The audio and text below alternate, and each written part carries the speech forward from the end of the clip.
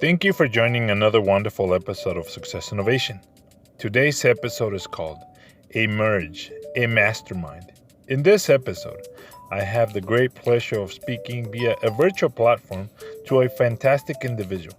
Our guest today is Crystal Mercado Murphy, who is currently the founder of Colibri Co. She is also a restaurateur, meaning she owns a restaurant up in the Monterey Bay area. I had a great and insightful conversation with Crystal about many things. Thank you for joining. Let's get started. Welcome back to another wonderful episode of Success Innovation. Thank you so much to the audience, to the viewers, to the listeners for joining yet again another episode of this wonderful podcast. And today I have a wonderful individual. Her name is Crystal Mercado Murphy. She is the founder of Colibri and Company, creator of Emerge, a mastermind for ambitious women. She's also the creator of Monterey Bay Tequila and Cuisine since 2009. She graduated from California State University at Monterey Bay with an integrative studies, business, collaborative health, and human services. Welcome, Crystal Mercado Murphy, to Success Innovation. How are you today? Thank you so much. I am doing wonderful. I'm alive and well and healthy. Yes. And the way things are going in today's world, those are all blessings. So I am doing well. Thank you for asking. How are you? I'm doing really well. And yes, you are referring to the current year of 2020, and we are almost entering into September. And it's hard to believe that we've been through almost an entire year that has been full on COVID mode type of setting. Yeah. A lot of people get frustrated and because of the current situation, I understand, but we also have to look at the positive side of it. And I think sometimes it seems like it's hard to actually do that because we are social beings at the end of the day. We like to be free to a certain extent, and having to wear a face mask and having to be limited to what we can and can't do seems a little harsh to a lot of people. So I'm glad that you're doing well, and I'm glad that you've made the time to actually be on this show. And thank you so much for your time and your support more than anything. And I'm happy to see that you're doing really well. So now, with that being said, can you start us off by, I gave a little short introduction about who you are right now and what you've done in the recent years, but where are you from? Where were you born? What was your upbringing like? Yes, absolutely. Happy to share. I was born in Watsonville, California, and grew up in a really small town called Castroville. And so that's, it's known as the artichoke capital of the world. Growing up, I want to say, about population 6,000. Okay. Now it's probably a little over 10. It's grown a little. So a really small town. And throughout my childhood, I still live in that town. I moved away for a little while and then came back and moved back to Castroville.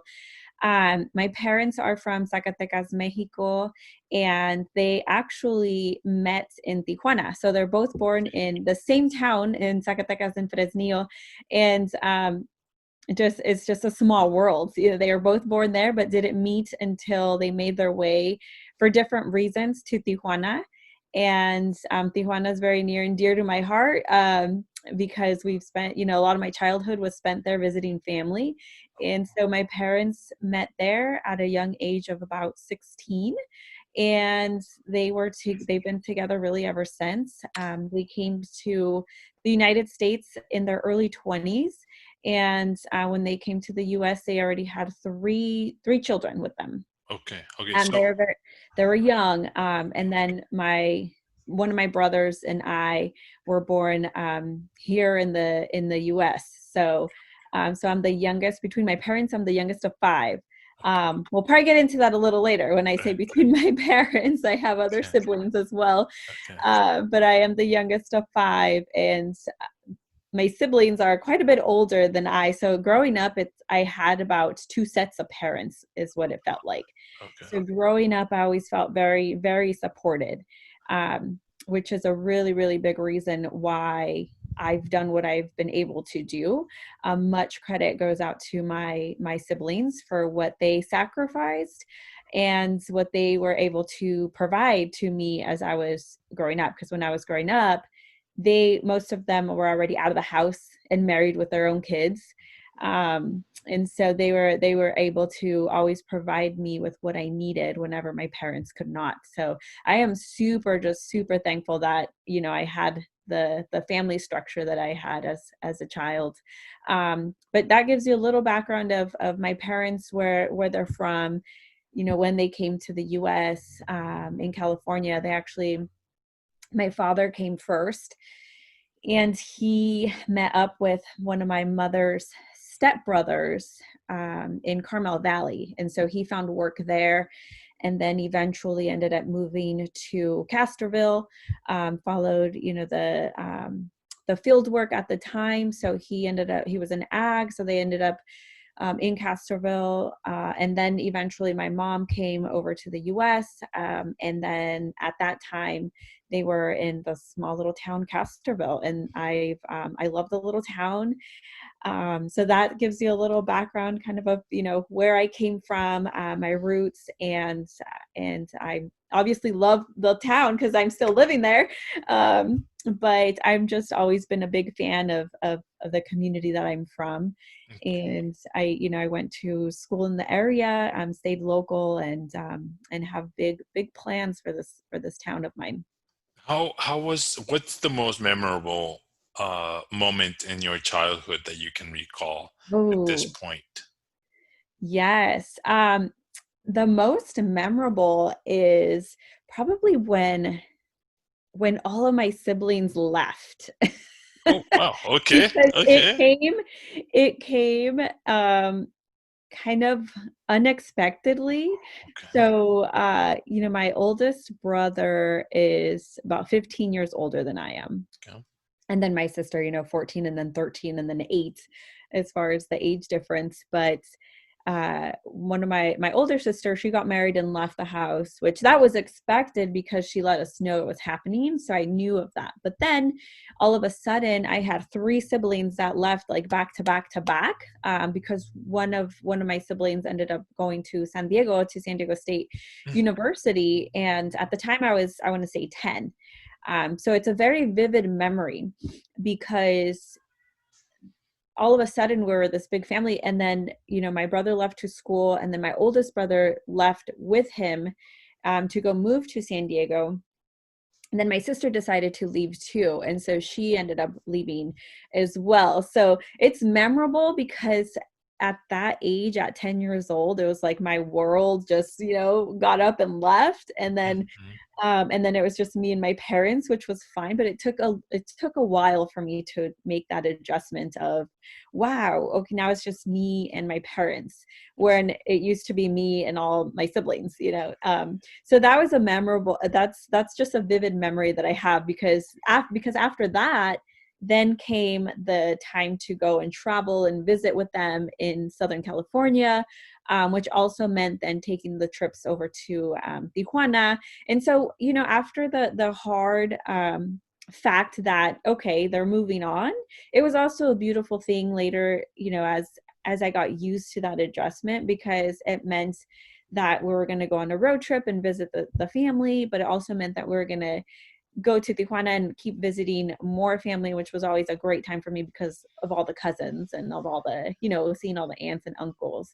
Right. So those are really, really great memories as a child, is taking the countless number of road trips to Southern California and visiting with all the family. That was always very fun. Wow, that's pretty cool. That's an incredible, tangible, and very definitive moment in your life, and it's very memorable from what I can see. So you mentioned that you have siblings that managed to go to college, right? So this question is more focusing on education. I'm assuming that because you're in an agricultural town, Castroville, and your mom and dad, I don't know if your mom actually continued working in the fields at the same time as your dad was. Did. So that was something that they would definitely do. And you went to school, but was it just focusing on school, or were you expected to also help out on the fields at any given point? It was, that's a great question. So my parents, yes, both of them worked in the fields, and then they got to working in the buckus. And then my mom, when my siblings left, and I was becoming a teenager, 12, 13 is when she stopped working, because she realized that I'm home by myself, and she at that time wanted to be more supportive and be around when I'm by myself. So fortunately, she was able to stop working when I was a teenager. But my parents never put a lot of pressure on me as far as the education piece. I just always knew. Like, I just knew that it was important, and I just knew that was their desire for me, is to get a better education, and to everything that comes along with that, to get a better career, to just hit myself up in a better situation than they had, right? So and be able to provide me with the resources I needed. And so I really never felt that pressure from them specifically. I felt more the pressure from my brother, Mm, from one of my brothers, and my siblings, because they knew the importance of an education. And so I felt a lot of the times, like I said, it felt like I had two sets of parents with the siblings, and my parents. I think my siblings were more strict than my parents were. And when it came time to making big decisions, I never forget my mom saying, well, call your brother and see what he thinks, or call your sister and let's see what they think. And so that's something that I always remember too, is like, wow, they really value the input of what my sisters and my brothers have to say. But it's because they knew that they've gone through that educational system. Only one other brother, was able to finish a 4-year university and get his degrees, and he's a teacher. But he was the one that was always on my case.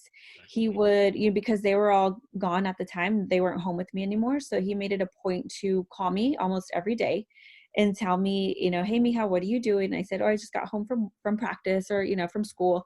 Okay, well, what are you doing? And watching TV, and I'm watching Full House. mm, Okay, well, turn okay. that off. Yeah, like, turn that off, it's time. Or MTV, that was Uh-huh. big. Right. Turn it Okay. off, and go to your room and get your homework done, and then you can go watch whatever you want to watch, and call me when you're done. So it's very, very, like, persistent with me making sure that I continued my education. So that's where that came in. And I just always knew that it was important for me. I wanted to continue my education ever since I was young. I knew that I wanted to learn, and just learn as much as I possibly can. And so I always made it a point to make that a priority. As a young kid, I was kind of a wise child. Hmm. I would love to stay in and just study and get my stuff, because it didn't come easy for me. Hmm. Studying did not come easy for me, so I had to put in a lot of work. I had to put in a lot of work to get that A or to get the B, and it didn't come easy. It was really difficult for me to retain information, especially in English. Right.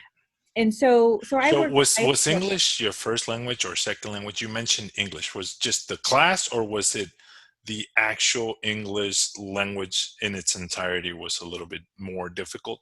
Because I'm assuming predominantly Spanish to more of an extent was being spoken at home.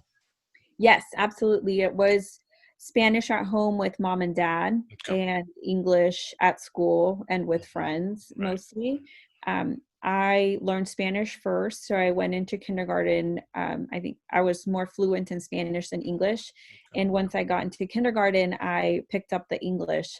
But but English, the subject matter, has always been difficult for me. Yeah, right. And Um, I've I've noticed that it's kind of like it is one of the harder classes from what I've heard from other individuals that come from a Spanish speaking household, because the structure of an essay is a little bit different. The word sometimes I still myself confuse and get the two with the toe, with the three, with the tree. I'm like, I get them all flipped up, right? So I'm like, does yeah. this one have an H? Does this one have a O first or a W? So it's a little bit difficult. And the question that I asked about the, your parents being persistent or pushing education, you answered really well, because I was trying to get at you having mentors in your siblings.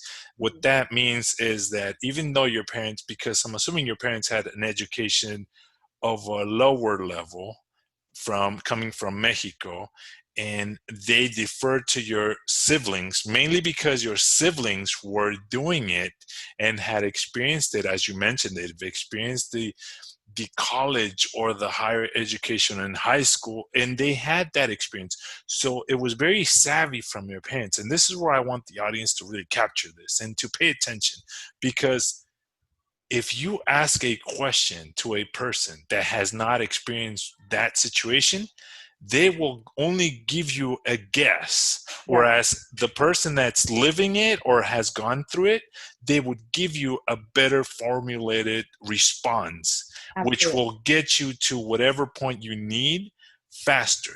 Now, why am I saying this? Is because this message is for young professionals and or for high school students or young college students that are trying to figure out what they want to do in life Mhm. first, that are trying to figure out how to climb up the corporate ladder Mhm. second, and that are trying to get through high school, period, right?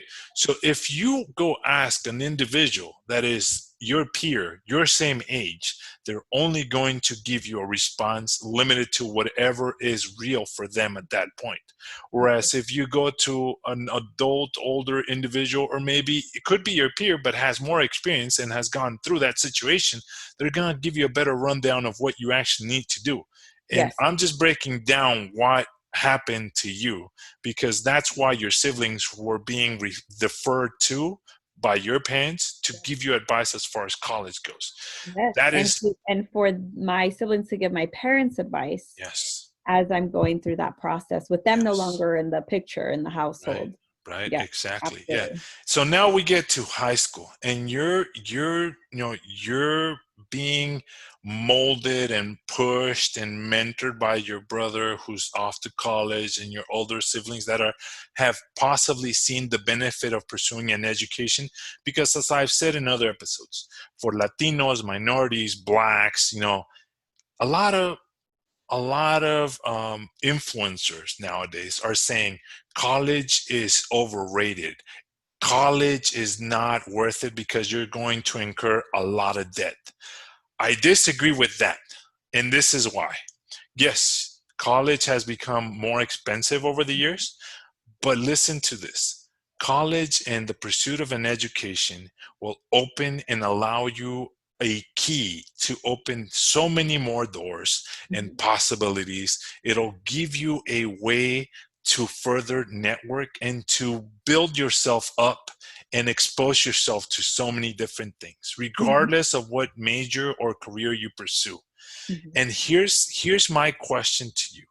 How do you, a Latina from a small town that's mainly focused on agriculture, how do you decide what career you're going to pursue and what college you're actually going to end up attending?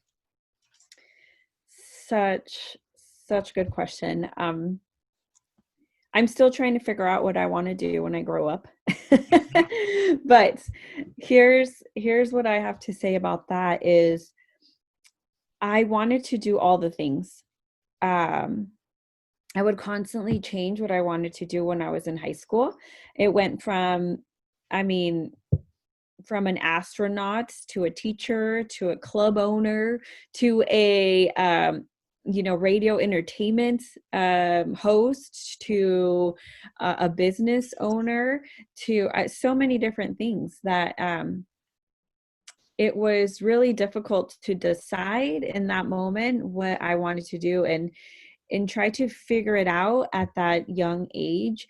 But I was really looking forward to college and discovering there what interests me more, Mhm. because we go in with this general education, Mhm. and there's a lot of pressure sometimes on these students. I mean, I have a 17-year-old myself, and so we're talking about the next Mhm. step. So I remember feeling that pressure of I need to know what I want to do, what I have to do, but at the same time, uh, my dad was always somebody who I looked up to because he was always very positive and open-minded about you can do anything. You can, if you want to do all those 10 things, go out and do all 10 things, because then you'll figure out which of those 10 you want to keep doing for the rest of your life and which of those you don't. So That's he awesome. always encouraged me to just try things. Any idea that would pop in my head and I'd share it, he would, yes, that's what you should do. And so he never made me doubt myself, right? Right. And it was like, Dad, I think I want to, now I want to go and open up this and do that. He's Right. like, qué bueno, mija, yes, like that, you can do that. So Uh-huh. so in a way, I thank him for that, because it made me dream big at a young age, Okay. and it didn't limit my thinking. And Right. so even though I did feel a little bit of the pressure of, gosh, I really need to know what I want to do, uh, I didn't worry about it, because I knew that I was going to try things and Okay. be okay with it.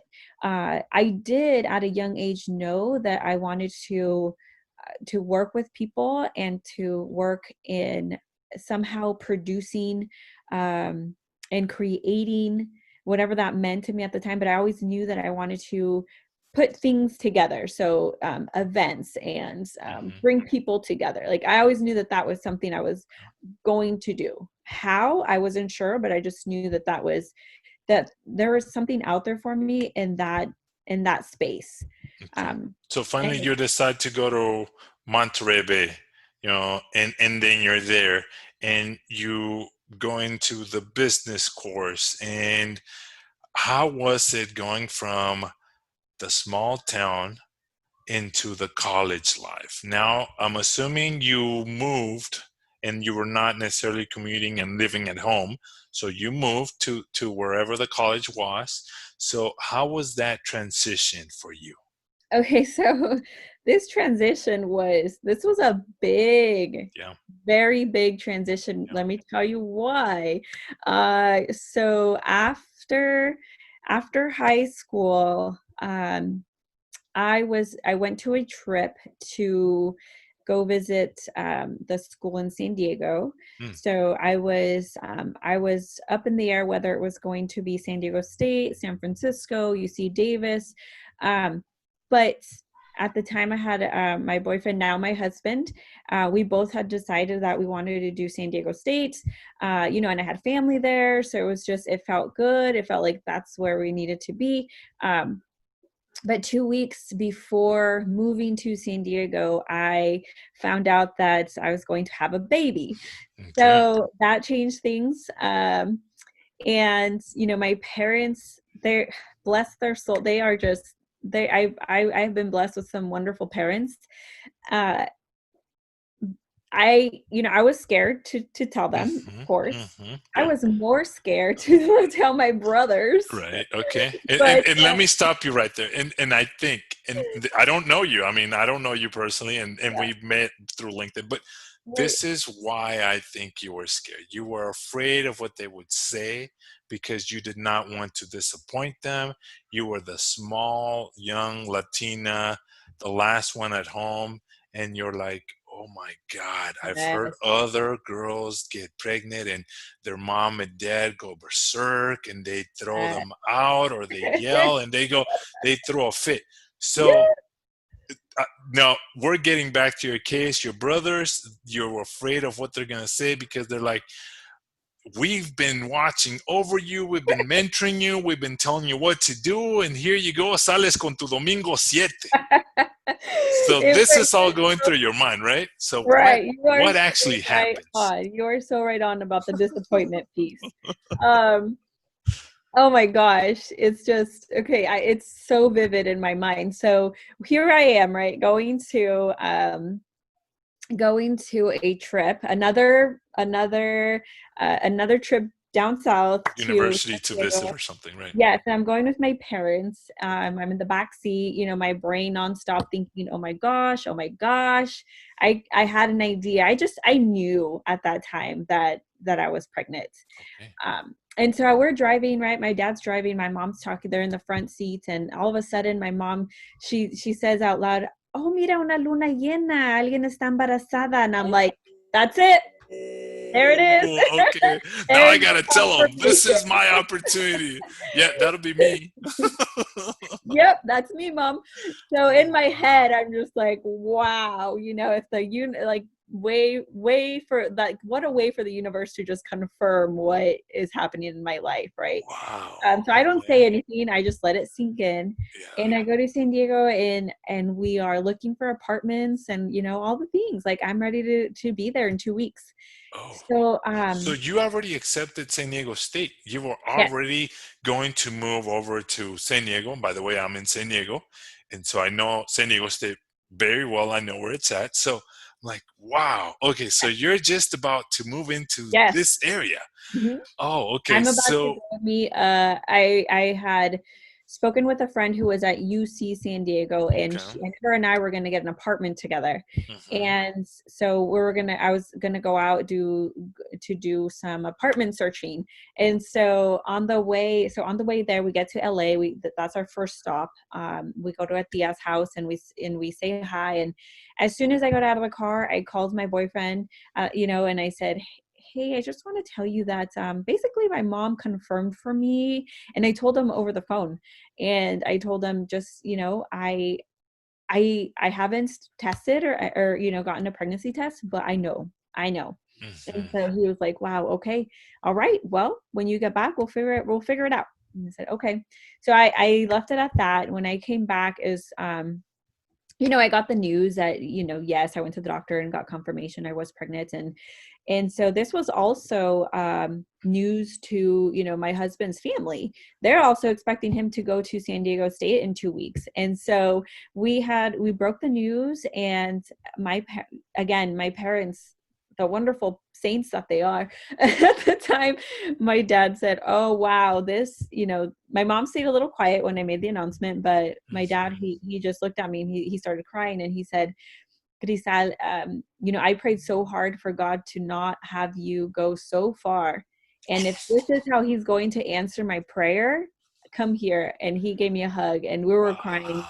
And Okay. I'm getting chills because it was just Right. such a beautiful moment. It was a moment that I just knew that everything was going to be fine. That, this didn't mean that my dreams were going to be shattered. This didn't mean that it's all going to come to an end. No, this was a new beginning, and this is a beginning of love. This was a beginning of new life. And it was just, as hard as it was at the time. I'm 17, 18 at the time, and it was a hard reality, but it was also a very beautiful moment Hmm. of that For sure. realization, like, okay, Right. right, I'm not gonna make this big move, but I'm still gonna do big things, Right. and I'm not gonna let this hinder Okay. any of it. Okay. So Yeah, so obviously you did never move to San Diego. so I never So moved. so how did it happen? Did you skip that year, took that year, had your child, or did you immediately say, turn around and say, you know what, I'm not doing the San Diego State, I'm going to Monterey Yes, Bay area. yes. So So so was that because I'm asking because I do have a lot of interaction with students nowadays. and I ask them, how difficult is it to transfer or to say no to a university when you're so close to that entry period? And you're telling me you're like 2 weeks away. Registrations are already done. You're close. If you got in, you got in.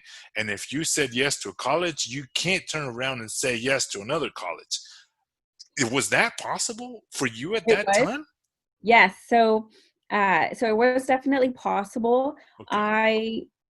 I what I did instead was, I stayed and lived at home for a few more years. Okay. My husband moved in with me, and we lived together with my parents for about a year. Mm-hmm. While we went through that process together.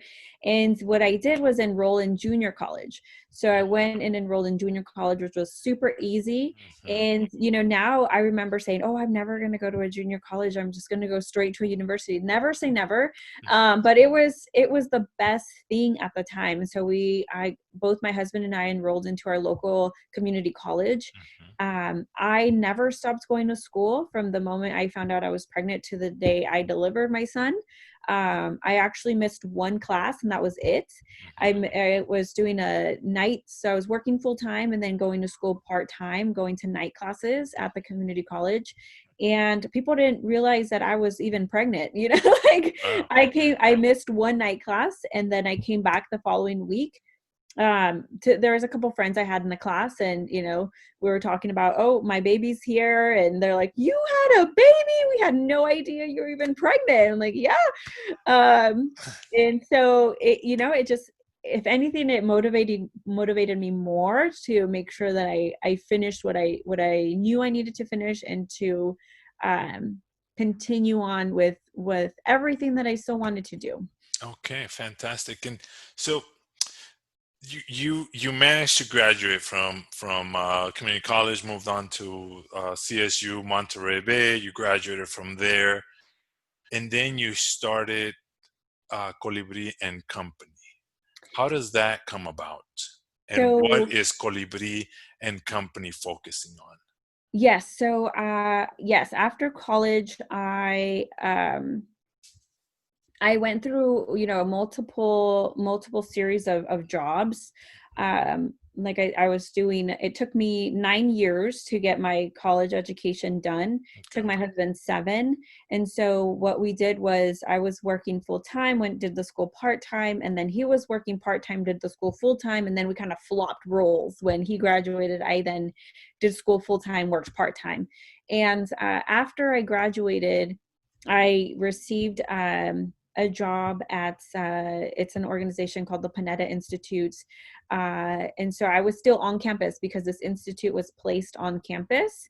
So I was living on campus, staff housing at the time. And there I learned a lot. It was, as a staff assistant to Sylvia Panetta. Leon Panetta had actually just been called to serve under the Obama administration as the director of the CIA. So it was an amazing opportunity for me. I learned and grew so much in that role. From there, I went on to do multiple things. But one of the things I do want to say is, at CSUMB, I was able to get a degree in the integrative studies special major. They don't have that major anymore. That director is no longer there, so they just didn't continue it, which I'm really sad about, because for those that are like me with multiple passions, it was the ideal Route degree to go, and right? the ideal pathway, because we are able to integrate multiple areas of study. So I integrated business, and I integrated the collaborative health and human services. Mm-hmm. I love the nonprofit sector, and I love the business sector. Like, I'm fascinated by both. So after a number of different jobs that I've had, uh, you know about 10 years go on, and I end up um, creating the Monterey Bay Tequila and Cuisine with my brother. It's a festival that we founded 10 years ago. So that was something we founded while I was in college, and he was already he had already graduated from college and then moved back home and started teaching locally. So then we kind of joined forces and started this kind of movement for young professionals at the time, and I was in my early 20s. So that taught me a lot about, running your own business, running your own events, running your own networks. And that was a real eye opener for me at the time, was to, I just knew that that was something that I wanted to do, that I wanted to have my own business, that I wanted to eventually uh, do what I am passionate about doing.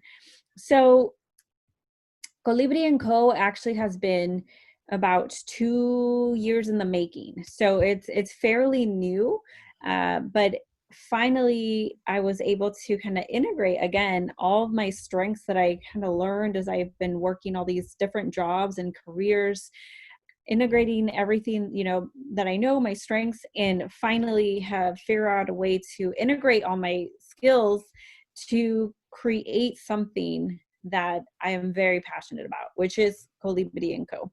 Now, given the current pandemic, I've had to really reframe what Colibri Co is about. So it's almost this relaunch of Colibri Co because Into a virtual environment now, yeah, not just the whole physical setting of, I'm right. assuming, the organizing of events and whatnot, but now you're trying to get into the virtual event coordination as well.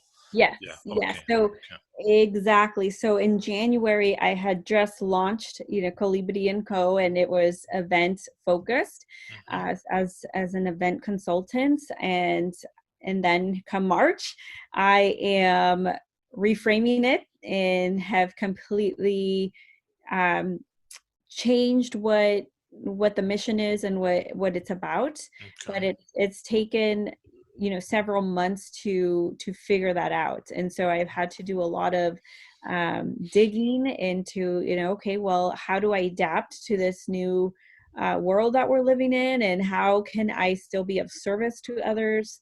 How do I show up in Hmm. this kind of environment? So I really had to reframe it, and but I'm really happy with what it's turned out to be, and to keep launching what Colibri and Co is. So right now it's in Awesome. that new reframed stage. Awesome. Why the hummingbird? I mean, I'm pretty sure you'll get asked the same question by people that look at your logo, but we can see that you have colibri, which means hummingbird in Spanish, translated Correct. to English. So why the hummingbird? So I have loved hummingbirds for as long as I can remember. My mom also is a big fan of hummingbirds, la Okay. chuparrotas, and Mhm. her flowers and her garden, and so she's always loved them too. So I've admired them. But when I started learning a little bit more about the hummingbird, I really resonated with it, Okay. and it's like I treat it as my spirit animal. Hmm. So the hummingbird is the one of the or the only bird that can move in all four directions. Right. And so I absolutely love that about a hummingbird. And it feels like very much like me, because I have multiple passions that I can, do this thing and then do that thing and then do a little bit of this and then do a little bit of that and put it together and make and create something out of it. Um, and also because I feel like one of my strengths is that I can morph into situations, get pulled in four different directions and be okay with it. That's kind of where I thrive, is in the middle of chaos. um, which, a lot of people, I feel that's a lot of stress on a lot of people. But for me, if I am not, my hand, like if I'm not working on multiple projects, or then I feel really, really strange. So I almost like need that. I almost need all of that for in order for me to really fully express myself the way I need to, and to keep my creativity going. if that makes sense. So the Yes. hummingbird, I definitely relate to it because of that. It's small, and I'm 5'1", so I'm pretty Okay. small, and that's another reason why I'm like, oh, they're teeny, Uh-huh. little creatures, but they're fierce and they're fast. Uh-huh. And Okay. I also feel that, I'm Right. very quick to make adaptations and changes. In a phrase And or so good. two, can you share with me and the audience what what is Colibri and Co? What is it? So Colibri Co. is a platform um, that inspires positivity and transformation. So what does that mean? So um, I am really, really taking off with providing a platform and resources on how we can make positive change in our own life, in our community, and our world. So that's the ethos, is that we all have the power within us to make positive change within our own lives, our community, and our world. And I teach people how to do that. And so that's what Colibri and Co. is. And the mission is to then inspire that positivity and transformation, because when you're in it, when you're making those positive changes in your life, you you instantly transform, you become better. So that's where the transformation comes from. It's a natural thing that happens when we are starting to open ourselves up to accept and learn how to make positive changes. So that's what it is. Now um there are a number of ways that Colibri and Co. Serves as a resource for this, positivity and inspiration. Mhm. And one of the ways is through this mastermind that has been Right. created Yeah. So recently. exactly, and that's where I was getting Yeah. at because you've started developing this mastermind called Emerge under the umbrella of Colibri and Co. What exactly is Emerge? And you mentioned that it's mainly for ambitious women and for ambitious women by an ambitious woman. So is that just limited to women, or are you envisioning also extending it to men at a certain different time, or I don't, can you kind of explain?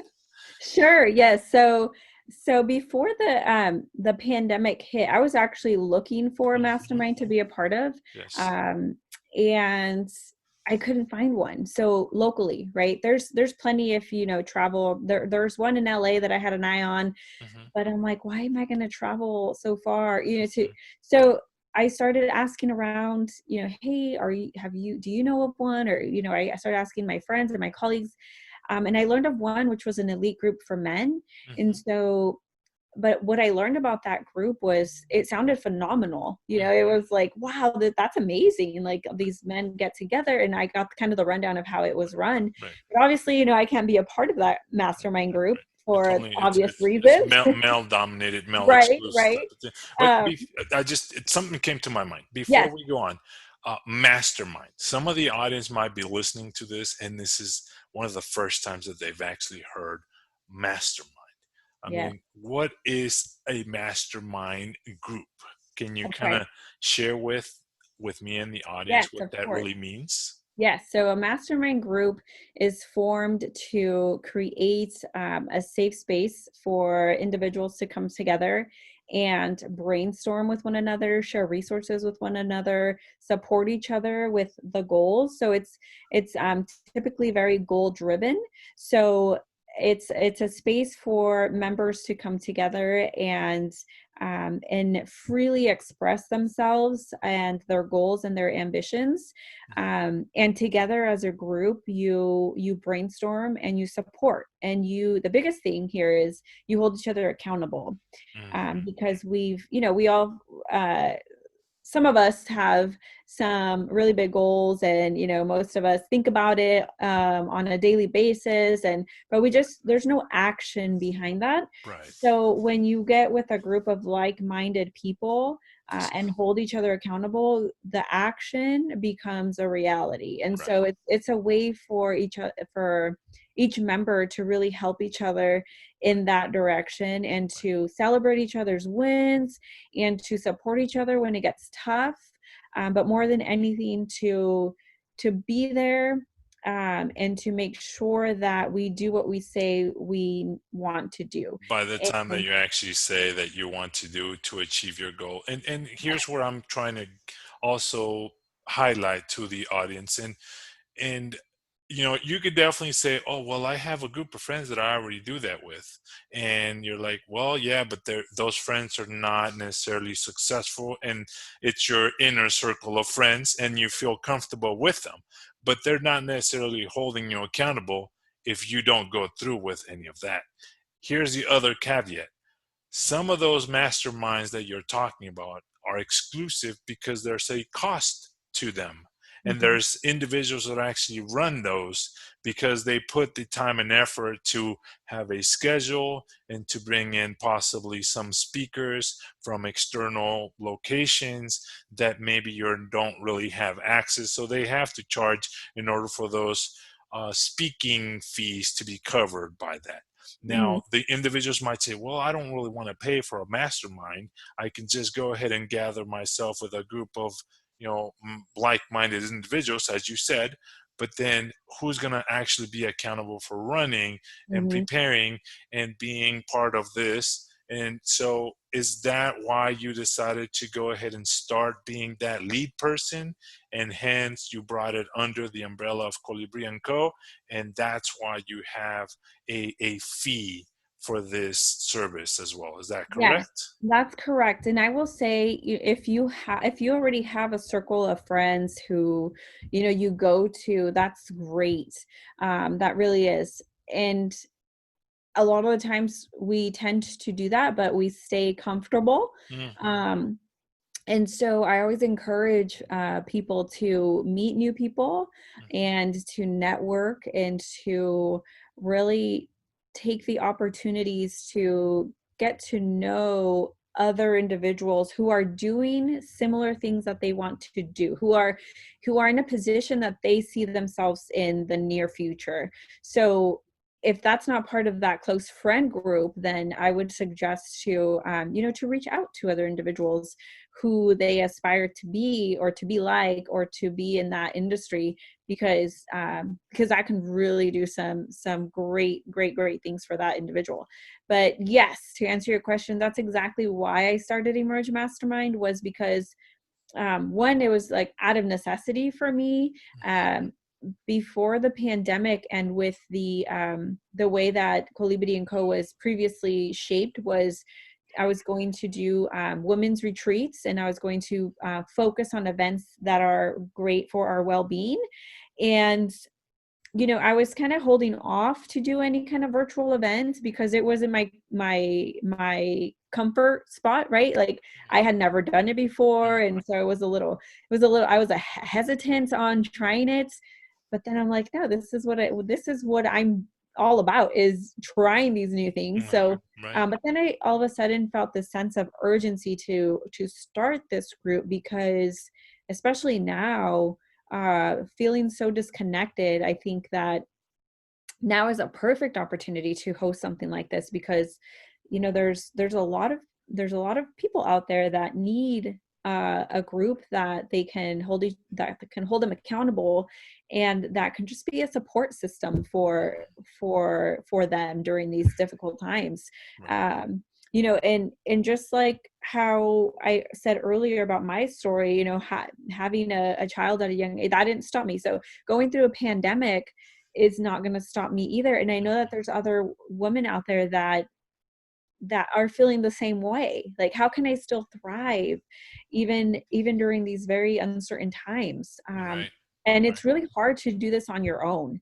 So why not create this space, and Right. have it be a beautiful space, a sacred space, a fun space, a supportive space for other women to show up, and to continue to show up for themselves. Awesome. Yeah, that's Yeah, awesome. so that's So what has been the most surprising aspect of being the CEO of Colibri? at this point, so far since you've actually created it? Uh, well, it's been a roller coaster ride. And It's, that's you that's know, that's why I asked, because yes, you recently just launched it in January 2020, and it's you have and you had a vision when you started it, which was quickly altered, and then you had to quickly pivot on your toes, and now you're moving ahead and you're trying new stuff.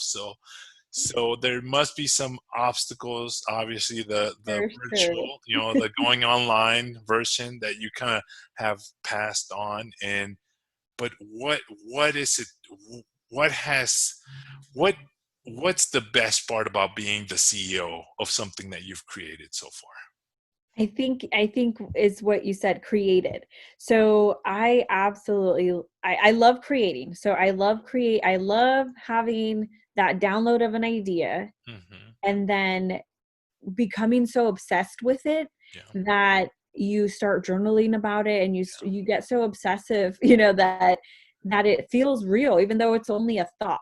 Hmm. But I love the process of thinking of something, creating it out of a thought, and formulate it, and then seeing it come to fruition. Like, that just lights me up. And what lights me up even more is that, creating an experience like that. I love that. So being able to create an experience along with that is ideal for my world. So, like, and so being able to do that for your own creations and visions, there's nothing like it. You could do that for somebody else, and it's just not the same. Right.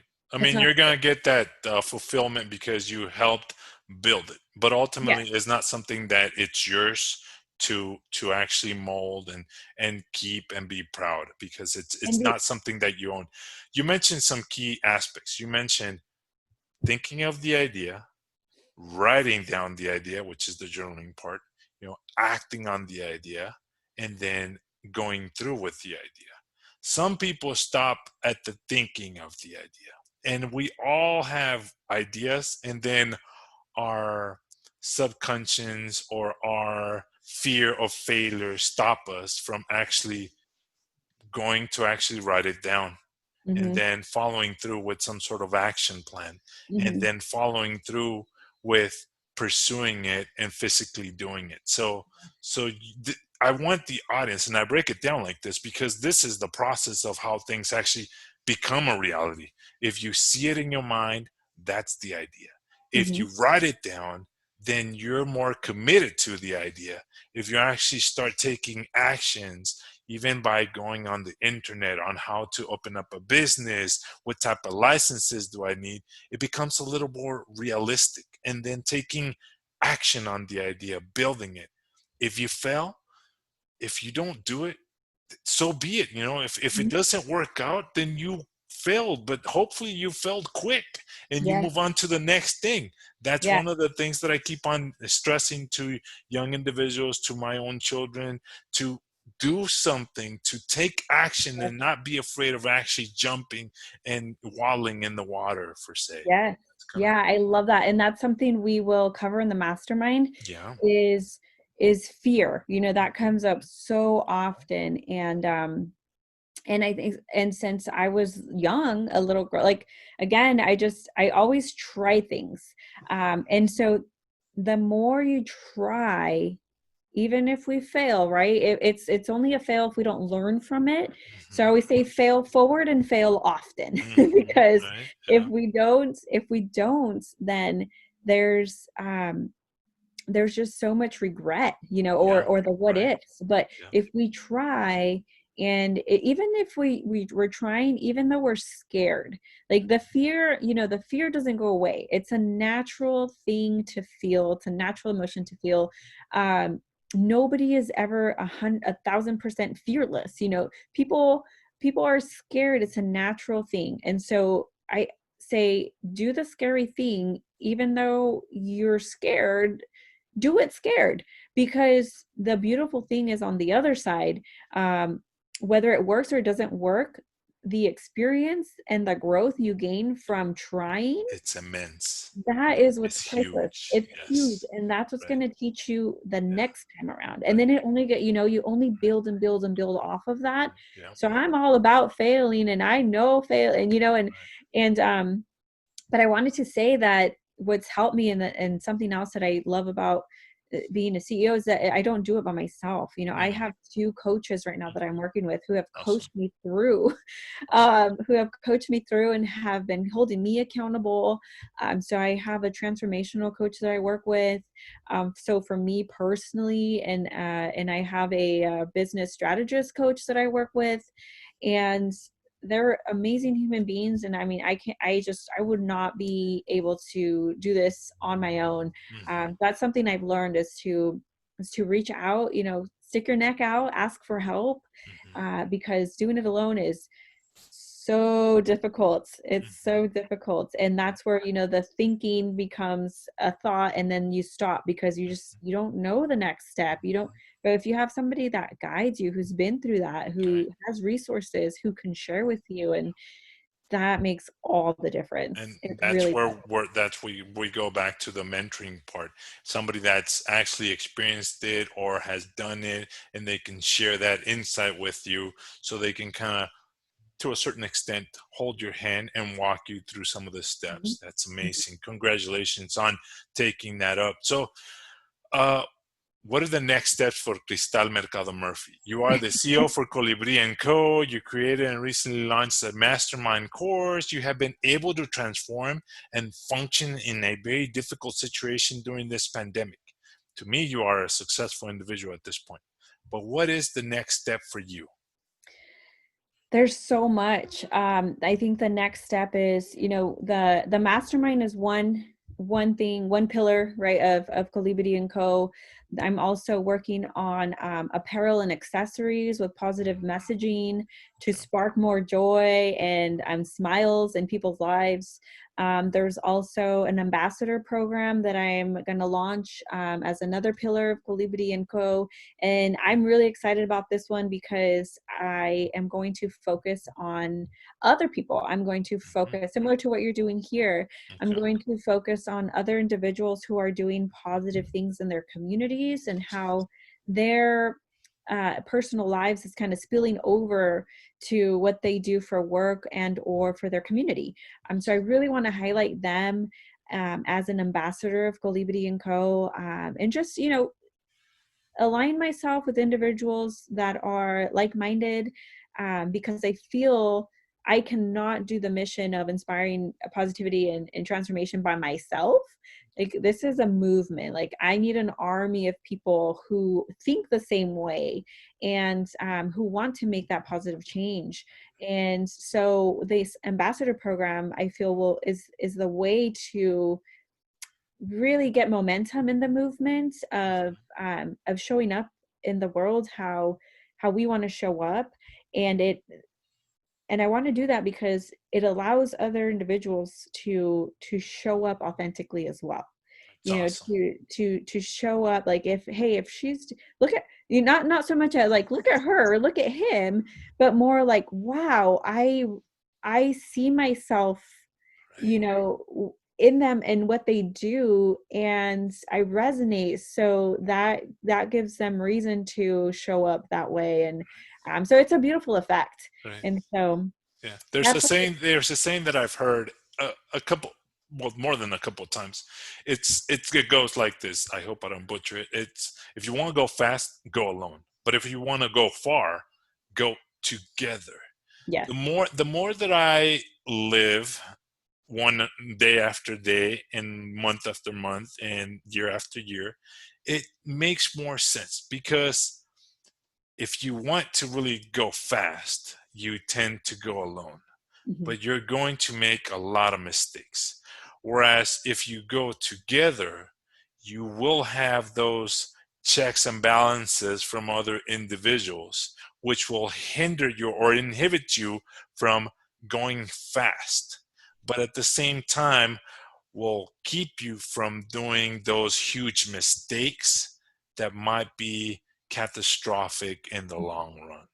I don't Mm-hmm. know if that makes any sense. So Total, yeah, total sense. that's kind of what I've learned, and that's kind of what I've seen be helpful. So that's amazing, and I congratulate you for being the CEO, for taking the jump, for for helping your parents, for growing to the person that you are today. Also, this last couple of questions are essentially rapid fire, and what do you believe your superpower to be if you have one? If you don't think of one that you might already have, what superpower would you select from any superhero from comic books or Marvel movies or DC movies Mm-hmm. that you would choose, and why? I think the superpower, I'm going to say optimism Okay. for me and intuition. Okay. So I've learned to listen to that intuition, and it's never really led me wrong. The times I didn't listen to it is when I wish I would have listened to it. Okay. So now I am super hyper aware of my intuition. And Mhm. so that is a superpower that I will always hold on to. Right. And then the optimism, uh, it keeps me hopeful, and it keeps me kind of broadens my perspective on all the things that I get involved in. So Awesome. we'll So go with that. optimism and intuition, your gut feeling, essentially, Exactly. what you Yes. feel the way you should go. Awesome. Awesome. Is there any particular book, movie, or podcast that you believe has made an impact in your life and you wish more people would actually take advantage of to succeed? Yes. Oh gosh, good. So many books. I have uh the Four Agreements are Okay. one that I absolutely love for just for like personal self-development is Hmm. fantastic, Hmm. and it's a great way to live by. Recently I read Untamed by Okay. Glennon Doyle, and I that just lit up a fire in me. Okay. And it was wonderful. It was a wonderful read. It's so perfect for today's times, especially if you're a woman, and how to show up in the world. It's a great read, and so many great examples in that book. So I highly recommend that. Podcast, I listen to a gentleman called Chris Harder, For the Love of Money, and he this podcast actually has really shown me different perspectives on abundance. Hmm. And I love it because it's all about, when good people make good money, they do great things. So in his podcast, he interviews individuals who are doing just wonderful things in this world. And so that always inspires me every time I hear an interview with somebody, uh, whatever it is, whether they're traveling the world, trying to get accessible water to people. I mean, you name it, pencils of promise, like educate. I mean, so many different things, and so many wonderful people doing great things. So that podcast really, if I need some motivation or inspiration, I listen to it because I hear just some wonderful stories, and it reminds me of why I'm doing what I'm doing. So that's a really great podcast. Awesome. Thank you for sharing that with us. Everybody has a definition of success. You yourself had a definition of success when you were younger. Right Mm-hmm. now, I want to know what your definition of success is at this point. That is such a good question. For me, it's really following on what your desired outcomes are. Okay. I think that success, it means something differently for everybody, but for me is really following the path of the desired outcome that you have in your personal life, and that for me is my family, and for me personally, but also in your professional life, just really trying to follow that pathway that leads you to um, to complete fulfillment. And when I feel like when we're fulfilled in our personal and professional lives, we can really flourish. Mhm. And like that's the ultimate goal is to live a flourishing life. And I also think of success as abundance in love, first of all, abundance in health, abundance in wealth, financial freedom. And to me, I think of success as the more I can make, the more I can give, and the more I could help and be of service. So abundance in that order, like Mhm. love, health, wealth. If we show up in a loving way, and if we show up for who we serve, like wealth is just a byproduct, right? But if we really show up authentically in that order, I feel like there's never going to be a worry for that financial piece. So it's just having that abundant mindset is really really important for success in all Yeah. areas. Right. um and for me, again, and there's few things that come to mind, and another one is legacy. That's really important for me. I feel like my parents and my siblings, they sacrifice so much, and it's like if we're going to leave a legacy, like if that starts with me, it starts with us as an individual. So legacy is really important for me. And I think that can definitely tie into success. So that's where I am right now, as far as what success means to me and what I've learned for it to And me. that's the point of the question. What is success to you right now? As I mentioned earlier before I asked the question, it could mean so many different things to many different people. It could have meant something else when you were younger, and it could mean something totally different Right. 5, 10 years From now. from now to you. So Yes. that's great. This last question, I don't know if you've heard it before in the podcast that I do, but I love asking this question from individuals. I want you to imagine going back in time. This is going back in time to that young lady in the car where it's with her parents watching the moon. Oh, And that you bright know moon. yes, right. And you're 17, about 17 or 18 years old at that time. And I want you to go back, and as soon as that young lady gets out to make that phone call or text boyfriend, right before that happens, you are able to stop her for like 2 or 3 minutes. And you have about 2 or 3 pieces of advice. What would you share with her now that you have your experiences? Oh wow. Whew, that's a loaded one. So good. I I would tell her, everything is going to be okay. You have a wonderful support system. They will not let you down. Continue dreaming, continue aspiring to do all the things that you want to do. Making mistakes is okay, it's part of the process. And continue always being that observer that you are, and always stay curious. um, Ask questions. Don't be afraid to ask questions. um, be okay with asking questions and asking for help, because going it alone is